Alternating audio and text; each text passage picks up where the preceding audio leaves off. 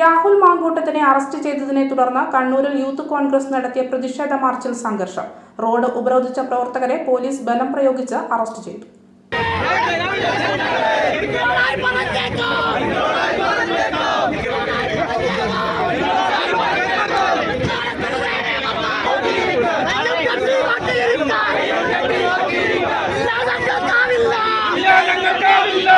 Kannur town police സ്റ്റേഷനിലും youth Congress പ്രവർത്തകർ പ്രതിഷേധം നടത്തി. പോലീസും പ്രവർത്തകരും തമ്മിൽ ഉന്തും തള്ളുമുണ്ടായി. ജില്ലാ president Vijil Mohan, VP Abdul Rasheed, Rahul Vechiyot, Farfan Munderi, Athul MC, Sudheesh Vellachal, Prinil Madhukkoth തുടങ്ങിയവർ പ്രതിഷേധത്തിന് നേതൃത്വം നൽകി.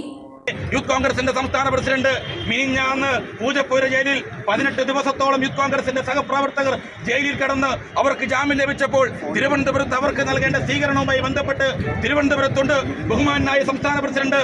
ഇന്നലെ കൊല്ലത്ത് സ്കൂൾ കലാമേളയിലും യൂത്ത് കോൺഗ്രസിന്റെ മീറ്റിംഗിലും പങ്കെടുത്തുകൊണ്ട് ആ കൊല്ലത്തിലെ തെരുവോരങ്ങളിലൂടെ നെഞ്ചുവിരിച്ച് നടന്നതാ.